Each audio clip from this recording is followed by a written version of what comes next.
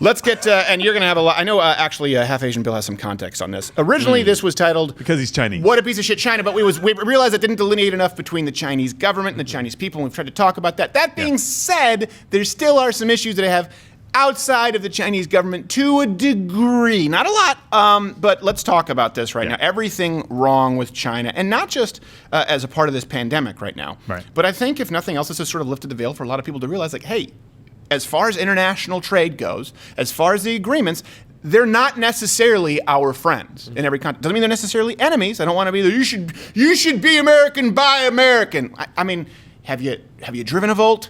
That's a good point. I don't even know that they have. Can't force that on I don't even know people. that they have a AAA in Japan. You just call a guy and he shows up. Buy a Toyota. Okay. Oh, no, not a mechanic. Salesman. He's on my card. So, point is, now that I said that, we can dump on China. So listen, Donald Trump has been trying to sound the alarm, particularly as it relates to international trade on China, for quite some time. I'd like to have you take a look at the fentanyl that's coming out of China and Mexico.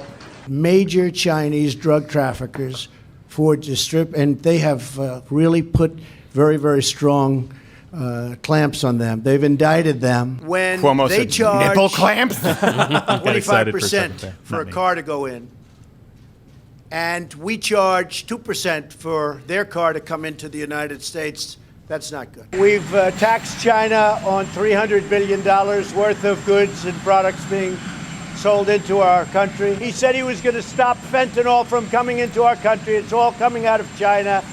Now, here's the thing, and I've talked about this, I don't like the idea of tariffs because it's a tax passed on to the consumer. However, there is a valid point when you do have countries, and it's no longer equitable. If they are taxing our goods going over, and this happened at one point, I believe, too, with Japan, and there aren't several Japans, maybe, right? I have no idea. That's just a band. You never know. We the Japans. No. That just sounds... It's a terrible Are you just band. a cover band? All Japanese bands are cover bands.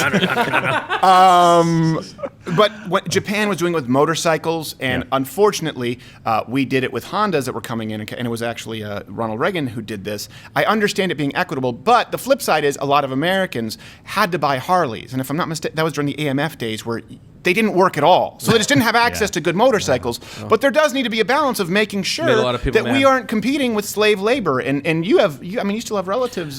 Yeah, so I've got some family who are in Hong Kong, and I actually had a cousin who was either born in the United States, worked extensively in China. And what's really interesting is just the different ways in which China has kind of spoken out of both sides of its mouth. Right. At one point, it'll say, "Oh, well, no, we're very pro the wet markets. Oh, no, now we're against them. We're shutting them all down." Right. But then at the same time, they're touting traditional medicine, which uses the animal products, the wildlife animals from the wet markets. And all the while, you have pockets of Chinese citizens and scientists who are saying, are you kidding me? Why can't we just shut these down and join the rest of the modern world? I want to move on to wet markets, but I meant more so with trade, right? Because as moral libertarians, we agree, like, listen, we shouldn't be just putting a tariff on to punish a country, but if they are punishing us, there really isn't a fair international trade agreement. And I think, and no one, by the way, Bernie Sanders talked about this, the Clintons talked about this a long time ago. I know NAFTA, we can go into Bill Clinton, but if you listen to Hillary Clinton's rhetoric, but certainly Bernie Sanders, Donald Trump's the first person to do anything as it relates to trade. That's not what we're talking about today.